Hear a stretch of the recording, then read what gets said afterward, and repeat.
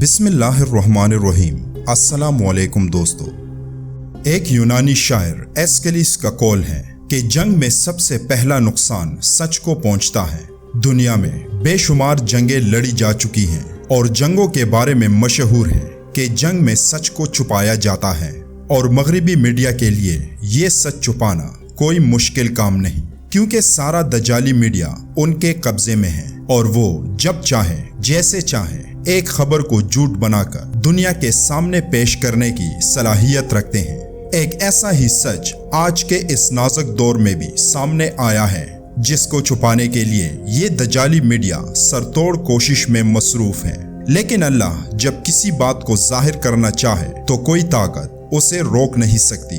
وہ سچائی کیا ہے؟ وہ سچائی ہے کشمیر۔ کشمیر کا معاملہ آج کل ہر ایک اخبار اور ہر ایک نیوز چینل پر سامنے آ رہا ہے، لیکن اس معاملے کے پیچھے چھپے مقاصد کوئی سامنے نہیں لا رہا۔ پاکستان اور ہندوستان کی آزادی سے لے کر آج تک کشمیر ان دونوں ممالک کے درمیان ایک بڑا مسئلہ رہا ہے۔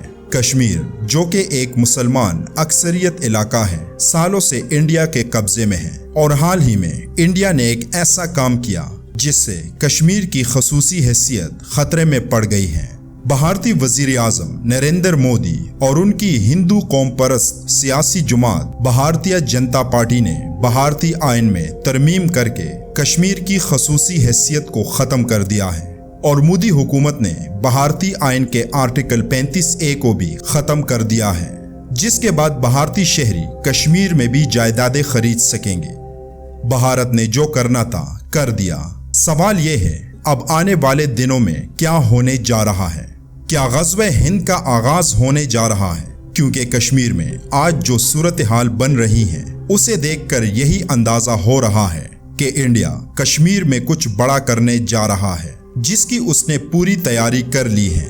جیسے کہ ایک بھارتی سیاستدان سنجے راوت نے آرٹیکل 370 منسوخ ہونے کے بعد کہا کہ ابھی تو ہم نے کشمیر لے لیا ہے، لیکن عنقریب آزاد کشمیر اور بلوچستان بھی ہمارا ہوگا۔ یعنی انڈیا اب اسرائیل کے طرز پر کشمیر میں بھی وہی نظام لا رہے ہیں جو اسرائیل نے فلسطین پر قبضہ کرنے کے بعد شروع کیا تھا، اور اس کے لیے انڈیا کے بڑے بڑے سرمایہ داروں کو کشمیر میں سرمایہ کاری کرنے کے لیے تیار کیا جا چکا ہے، اور اس طرح کشمیر کو پوری طرح گرفت میں لے کر انڈیا اسرائیل کے جاسوس کشمیر میں بھیجیں گے اور وہ وہاں پر اپنے خفیہ ہیڈ کوارٹرز قائم کر لیں گے۔ یہ تمام منصوبہ بندی انڈیا نے پلوامہ حملوں کے بعد ترتیب دی ہے، کیونکہ پلوامہ واقعے میں جس طرح انڈیا کو ذلت کا سامنا ہوا تھا، تو اس کا بدلہ لینے کی خواہش ان کے اندر بڑھ رہی ہے، اور جس کے لیے وہ اسرائیل کے ساتھ مل کر پاکستان کے خلاف جنگ کا آغاز کرنے جا رہے ہیں۔ یہ تمام وہ باتیں ہیں جو صاف صاف غزوہ ہند کی طرف اشارہ کر رہی ہیں، جن کے بارے میں احادیث میں بھی ذکر آیا ہے، اور جس کا ذکر حضرت نعمت اللہ شاہ ولی کی پیشن گوئیوں میں بھی ملتا ہے، جس میں وہ مستقبل میں ایک شدید صورتحال کے وقت بت پرست ہندوؤں کا کلمہ گو مسلمانوں پر ظلم و جبر کا ذکر کرتے ہیں، جس پر مسلمان صبر سے کام لیں گے۔ آپ فرماتے ہیں کہ اس کے بعد ہندوستان کے ملک میں ایک شور اٹھے گا اور مشرکانہ سرزمین پر فتنہ و فساد برپا ہوگا۔ ایک اور شعر میں آپ نے کشمیر کے متعلق صاف صاف بتایا تھا کہ اگرچہ انگریز ہندوستان کو خود ہی چھوڑ جائیں گے، لیکن وہ اپنے مکر و فن سے لوگوں میں ایک جان لیوا جھگڑا چھوڑ جائیں گے۔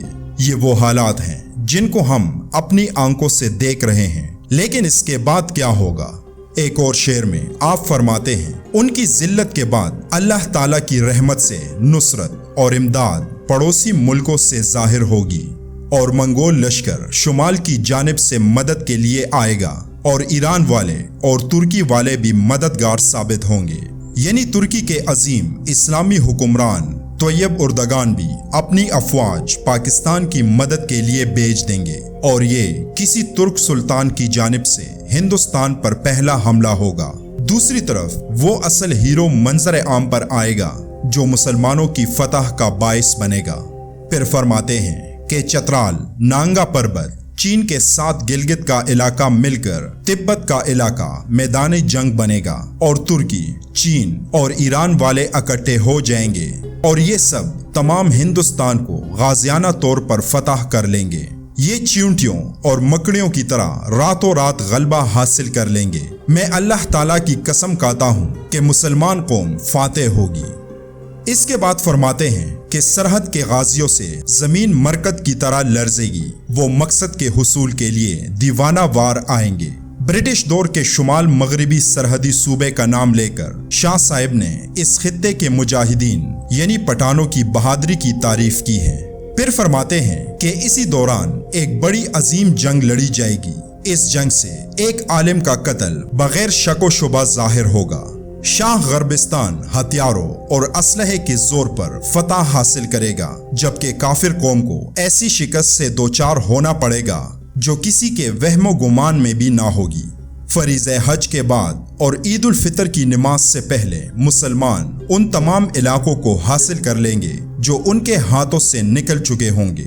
یعنی اس شعر میں موجود پیشن گوئی سے ظاہر ہوتا ہے کہ غزوہ ہند کے آغاز کا وقت چھوٹی عید اور بڑی عید کے درمیان کا وقت ہوگا، اور آج جب بڑی عید آنے میں کچھ ہی دن باقی ہیں اور انڈیا کشمیر میں جس طرح اپنے افواج بھیج رہا ہے اور جس تیزی سے وہ پاکستان کے خلاف اپنا محاذ کھولنے کی کوشش میں ہے، تو اس سے لگ رہا ہے کہ غزوہ ہند کی وہ تمام پیشن گوئیاں سچ ثابت ہونے جا رہی ہیں۔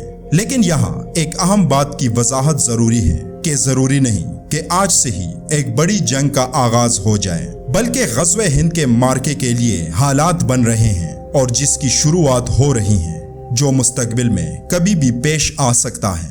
نعمت اللہ شاہ ولی کا کہنا تھا کہ یہ لڑائی 6 ماہ تک انسانوں کے بیچ چلتی رہے گی اور مسلمان اللہ کے فضل سے فاتح ہوں گے۔ اسلام کا غلبہ 40 سال تک ہندوستان کے ملک میں رہے گا۔ اس کے بعد دجال ایران کے شہر اصفہان سے ظاہر ہوگا۔ ہندوستان کی طرح مغرب یعنی یورپ کی تقدیر بھی خراب ہو جائے گی اور تیسری جنگ عظیم شروع ہو جائے گی۔ یہ پیشن گوئیاں پڑھ کر آپ جان چکے ہوں گے کہ ہم نہ صرف کشمیر بلکہ پورا ہندوستان بھی فتح کرنے والے ہیں، اور آج 1400 سال پہلے بیان کی گئی حدیث پوری ہونے والی ہیں، جس میں ابو ہریرہ رضی اللہ تعالیٰ عنہ سے مروی ہے کہ حضرت محمد صلی اللہ علیہ وآلہ وسلم نے ہندوستان کا تذکرہ کیا اور ارشاد فرمایا، ضرور تمہارا ایک لشکر ہندوستان سے جنگ کرے گا، اللہ ان مجاہدین کو فتح عطا فرمائے گا حتیٰ کہ وہ ان کے بادشاہوں کو بیڑیوں میں جکڑ کر لائیں گے اور اللہ ان کی مغفرت فرما دے گا۔ پھر جب وہ مسلمان واپس پلٹیں گے تو عیسیٰ ابن مریم کو شام میں پائیں گے۔ یوں ان احادیث میں اور حضرت نعمت اللہ شاہ ولی نے بھی اپنی پیشن گوئیوں میں پاکستان کے مسلمانوں کو یہ خوشخبری سنائی ہے کہ کچھ مصیبتوں، پریشانیوں اور خراب حالات کے بعد بالآخر فتح حق اور سچ کی ہوگی اور باطل ناکام و نامراد ہو کر شکست کا مزہ چکے گا اور مغلوب ہو جائے گا انشاءاللہ۔ ویڈیو پسند آئی ہو تو اسے لائک اور شیئر کرنا مت بھولیے گا۔ انشاءاللہ اگلی ویڈیو میں پھر ملاقات ہوگی۔ اپنا خیال رکھیے گا۔ اللہ حافظ۔